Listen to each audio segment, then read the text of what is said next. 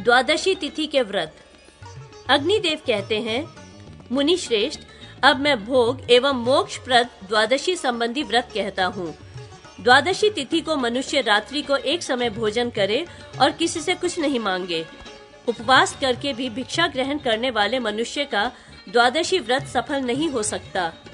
चैत्र मास के शुक्ल पक्ष की द्वादशी तिथि को मदन द्वादशी का व्रत करने वाला भोग और मोक्ष की इच्छा से कामदेव रूपी श्री हरि का अर्चन करे। माघ के शुक्ल पक्ष की द्वादशी को भीम द्वादशी का व्रत करना चाहिए और नमो नारायणाय मंत्र से श्री विष्णु का पूजन करना चाहिए। ऐसा करने वाला मनुष्य सब कुछ प्राप्त कर लेता है।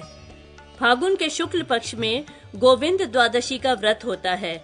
आश्विन में विशोक द्वादशी का व्रत करने वाले को श्री हरि का पूजन करना चाहिए। मार्गशीर्ष के शुक्ल पक्ष की द्वादशी को श्री कृष्ण का पूजन करके जो मनुष्य लवण का दान करता है वह संपूर्ण रसों के दान का फल प्राप्त करता है। भाद्रपद में गोवत्स द्वादशी का व्रत करने वाला गोवत्स का पूजन करे। माघ मास के व्यतीत हो जाने पर फागुन के कृष्ण पक्ष की द्वादशी जो श्रवण नक्षत्र से संयुक्त हो उसे तिल द्वादशी कहा गया है। इस दिन तिलों से ही स्नान और होम करना चाहिए तथा तिल के लड्डुओं का भोग लगाना चाहिए। मंदिर में तिल के तेल से युक्त दीपक समर्पित करना चाहिए तथा पितरों को तिलांजलि देनी चाहिए। ब्राह्मणों को तिल दान करें। होम और उपवास से ही तिल द्वादशी का फल प्राप्त होता है। ओम नमो भगवते वसुदेवाय मंत्र से श्री विष्णु की पूजा करनी चाहिए। उपर्युक्त विधि से 6 बार तिल द्वादशी का व्रत करने वाला कुल सहित स्वर्ग को प्राप्त करता है। फागुन के शुक्ल पक्ष में मनोरथ द्वादशी का व्रत करने वाला श्री हरि का पूजन करे। इसी दिन नाम द्वादशी का व्रत करने वाला केशव आदि नामों से श्री हरि का 1 वर्ष तक पूजन करे। वह मनुष्य मृत्यु के पश्चात स्वर्ग में ही जाता है। वह कभी नरकगामी नहीं हो सकता।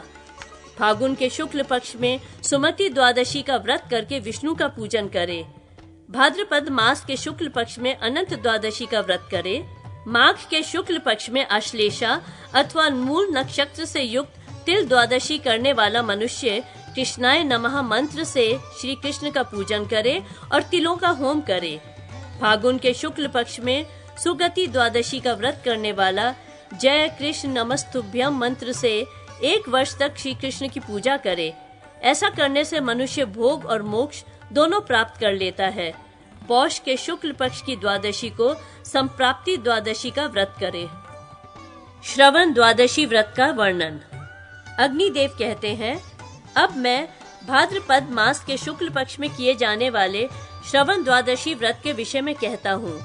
ये श्रवण नक्षत्र से संयुक्त होने पर श्रेष्ठ मानी जाती है एवं उपवास करने पर महान फल प्रदान करने वाली है। श्रवण द्वादशी के दिन नदियों के संगम पर स्नान करने से विशेष फल प्राप्त होता है तथा बुधवार और श्रवण नक्षत्र से युक्त द्वादशी दान आदि कर्मों में महान फलदायिनी होती है। त्रयोदशी के निषिद्ध होने पर भी इस व्रत का पारण त्रयोदशी को करना चाहिए। संकल्प मंत्र। द्वादश्याम च निराहारो वामनम पूज्याम्यहम् उदकुंभे स्वर्णमयम त्रयोदश्याम तु पारणम।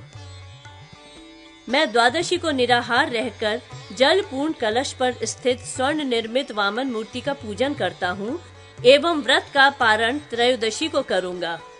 मैं 2 श्वेत वस्त्रों से आच्छादित एवं छत्र पादुकाओं से युक्त कलश पर शंख चक्रधारी वामनावतार विष्णु का आवाहन करता हूँ। मैं छत्र एवं दंड से विभूषित सर्वव्यापी श्री विष्णु को पंचामृत आदि एवं विशुद्ध जल का स्नान समर्पित करता हूँ। भगवान वामन को नमस्कार है। देवेश्वर, आप अर्घ्य के अधिकारी पुरुषों तथा दूसरे लोगों द्वारा भी सदैव पूजित हैं। मैं आपको अर्घ्य दान करता हूँ।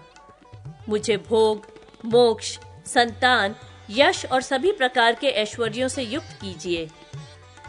फिर वामनाय नमः इस मंत्र से गंध द्रव्य समर्पित करें और इसी मंत्र द्वारा श्री हरि के उद्देश्य से 108 आहुतियां दें। ओम नमो वासुदेवाय मंत्र से श्री हरि के शिरोभाग की अर्चना करें। श्रीधराय नमः से मुख का, कृष्णाय नमः से कंठ देश का, श्रीपतिये नमः कहकर वक्षस्थल का, सर्वास्त्र धारिणे नमः कहकर दोनों भुजाओं का, व्यापकाय नमः से नाभि और वामनाय नमः बोलकर कटी प्रदेश का पूजन करें। त्रैलोक्य जननाय नमः मंत्र से भगवान वामन के उपस्थ की, सर्वाधिपत्यय नमः से दोनों जंघाओं की एवं सर्वात्मने नमः कहकर श्री विष्णु के चरणों की पूजा करें। तदंतर वामन भगवान को घृत सिद्ध नैवेद्य और दही भात से परिपूर्ण कुंभ समर्पित करें। रात्रि में जागरण करके प्रातःकाल संगम में स्नान करें। फिर गंध पुष्प आदि से भगवान का पूजन करके निम्नांकित मंत्र से पुष्पांजलि समर्पित करें। बुद्ध एवं श्रवण संज्ञक गोविंद, आपको नमस्कार है, नमस्कार है। मेरे पाप समूह का विनाश करके समस्त सौख्य प्रदान कीजिए। देवेश्वर जनार्दन, आप मेरी इस पुष्पांजलि से नित्य प्रसन्न हो। तत्पश्चात संपूर्ण पूजन द्रव्य इस मंत्र से किसी विद्वान ब्राह्मण को दे। भगवान वामन ने मुझे दान की बुद्धि प्रदान की है, वे ही दाता हैं। देय द्रव्य में भी स्वयं वामन स्थित हैं। वामन भगवान ही इसे ग्रहण कर रहे हैं और वामन ही मुझे प्रदान करते हैं। भगवान वामन नित्य सभी द्रव्यों में स्थित हैं। उन श्री वामन अवतार विष्णु का नमस्कार है, नमस्कार है। इस प्रकार ब्राह्मण को दक्षिणा सहित पूजन द्रव्य देकर ब्राह्मणों को भोजन करा के स्वयं भोजन करें। अखंड द्वादशी व्रत का वर्णन। अग्निदेव कहते हैं, अब मैं अखंड द्वादशी व्रत के विषय में कहता हूँ, जो समस्त व्रतों की संपूर्णता का संपादन करने वाली है। माघ शीर्ष के शुक्ल पक्ष की द्वादशी को उपवास करके भगवान श्री विष्णु का पूजन करें। व्रत करने वाला मनुष्य पंचगव्य मिश्रित जल से स्नान करे और उसी का पारण करे। इस द्वादशी को ब्राह्मण को जौ और धान से भरा हुआ पात्र दान दे। भगवान श्री विष्णु के सम्मुख इस प्रकार प्रार्थना करे, भगवान, 7 जन्मों से मेरे द्वारा जो व्रत खंडित हुआ हो, आपकी कृपा से वह मेरे लिए अखंड फलदायक हो जाए। पुरुषोत्तम, जैसे आप इस अखंड चराचर विश्व के रूप में स्थित हैं, उसी प्रकार मेरे किए हुए समस्त व्रत अखंड हो जाएं। इस प्रकार माघ शीर्ष से आरंभ करके फागुन तक प्रत्येक मास में करना चाहिए। इस व्रत को 4 महीने तक करने का विधान है। चैत्र से आषाढ़ पर्यंत ये व्रत करने पर सत्तू से भरा हुआ पात्र दान करें। श्रावण से प्रारंभ करके इस व्रत को कार्तिक में समाप्त करना चाहिए। उपर्युक्त विधि से अखंड द्वादशी का व्रत करने पर 7 जन्मों के खंडित व्रतों को यह सफल बना देता है। इसके करने से मनुष्य दीर्घ आयु, आरोग्य, सौभाग्य, राज्य और विविध भोग आदि प्राप्त करता है। त्रयोदशी तिथि के व्रत। अग्निदेव कहते हैं, अब मैं त्रयोदशी तिथि के व्रत कहता हूँ, जो सब कुछ देने वाले हैं। पहले मैं अनंग त्रयोदशी के विषय में बतलाता हूँ। पूर्व काल में अनंग कामदेव ने इसका व्रत किया था। माघ शीर्ष शुक्ला त्रयोदशी को कामदेव स्वरूप हर की पूजा करें। रात्रि में मधु का भोजन करें तथा तिल और अक्षत मिश्रित घृत का होम करें। पौष में योगेश्वर का पूजन एवं होम करके चंदन का प्राशन करें। माघ में महेश्वर की अर्चना करके मौक्तिक रासना नामक पौधे के जल का आहार करें। इससे मनुष्य स्वर्ग लोक को प्राप्त करता है। व्रत करने वाला फागुन में वीरभद्र का पूजन करके कंकोल का प्राशन करे। चैत्र में स्वरूप नामक शिव की अर्चना करके कर्पूर का आहार करने वाला मनुष्य सौभाग्य युक्त होता है।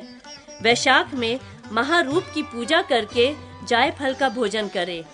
व्रत करने वाला मनुष्य ज्येष्ठ मास में प्रद्युम्न का पूजन करे और लौंग चबाकर रहे। आषाढ़ में उमापति की अर्चना करके तिल मिश्रित जल का पान करे। श्रावण में शूल पानी का पूजन करके सुगंधित जल का पान करे। भाद्रपद में अगुरु का प्राशन करे और सदियों जात का पूजन करे। आश्विन में त्रिदशाधिप शंकर के पूजन पूर्वक स्वर्ण जल का पान करे। व्रती पुरुष कार्तिक में विश्वेश्वर की अर्चना के अनंतर लवण का भक्षण करे। इस प्रकार वर्ष के समाप्त होने पर स्वर्ण निर्मित शिवलिंग को आम के पत्तों और वस्त्र से ढककर ब्राह्मण को सत्कार पूर्वक दान दे। साथ ही गौ, शैया, छत्र, कलश, पादुका तथा रसपूर्ण पात्र भी दे। चैत्र के शुक्ल पक्ष की त्रयोदशी को सिंदूर और काजल से अशोक वृक्ष को अंकित करके उसके नीचे रति और प्रीति काम की पत्नियों से युक्त कामदेव का स्मरण करे। इस प्रकार कामना युक्त साधक 1 वर्ष तक कामदेव का पूजन करे। ये काम त्रयोदशी व्रत कहलाता है। चतुर्दशी संबंधी व्रत। अग्निदेव कहते हैं, वशिष्ठ, अब मैं चतुर्दशी तिथि को किए जाने वाले व्रत का वर्णन करूंगा। वह व्रत भोग और मोक्ष देने वाला है। कार्तिक की चतुर्दशी को निराहार रहकर भगवान शिव का पूजन करें और वहीं से आरंभ करके प्रत्येक मास की शिव चतुर्दशी को व्रत और शिव पूजन का क्रम चलाते हुए 1 वर्ष तक इस नियम को निभावे। ऐसा करने वाला पुरुष भोग, धन और दीर्घायु से संपन्न होता है। माघ शीश मास के शुक्ल पक्ष में अष्टमी, तृतीया, द्वादशी अथवा चतुर्दशी को मौन धारण करके फलाहार पर रहे और देवता का पूजन करे तथा कुछ फलों का सदा के लिए त्याग करके उन्हीं का दान करे। इस प्रकार फल चतुर्दशी का व्रत करने वाला पुरुष शुक्ल और कृष्ण दोनों पक्षों का चतुर्दशी एवं अष्टमी को उपवास पूर्वक भगवान शिव की पूजा करे। इस विधि से दोनों पक्षों की चतुर्दशी का व्रत करने वाला मनुष्य स्वर्ग लोक का भागी होता है। कृष्ण पक्ष की अष्टमी तथा चतुर्दशी को नक्त व्रत केवल रात में भोजन करने से साधक इहलोक में अभीष्ट भोग तथा परलोक में शुभ गति पाता है। कार्तिक की कृष्णा चतुर्दशी को स्नान करके ध्वज के आकार वाले बांस के डंडों पर देवराज इंद्र की आराधना करने से मनुष्य सुखी होता है। तदंतर प्रत्येक मास की शुक्ल चतुर्दशी को श्री हरि के कुशमय विग्रह का निर्माण करके उसे जल से भरे पात्र के ऊपर पधरावे और उसका पूजन करे। उस दिन अघनी धान के 1 सेर चावल के आटे का पुआ बनवा ले। उसमें से आधा ब्राह्मण को दे दे और आधा अपने उपयोग में लावे। नदियों के तट पर इस व्रत और पूजन का आयोजन करके वहीं श्री हरि के अनंत व्रत की कथा का भी श्रवण या कीर्तन करना चाहिए। उस समय चतुर्दश ग्रंथियों से युक्त अनंत सूत्र का निर्माण करके अनंत की भावना से ही उसका पूजन करें। फिर निम्नांकित मंत्र से अभिमंत्रित करके उसे अपने हाथ या कंठ में बांध लें। मंत्र इस प्रकार है, हे वासुदेव, संसार रूपी अपार पारावर में डूबे हुए हम जैसे प्राणियों का आप उद्धार करें। आपके स्वरूप का कहीं अंत नहीं है। आप हमें अपने उसी अनंत स्वरूप में मिला लें। आप अनंत रूप परमेश्वर को बारंबार नमस्कार है। इस प्रकार अनंत व्रत का अनुष्ठान करने वाला मनुष्य परमानंद का भागी होता है।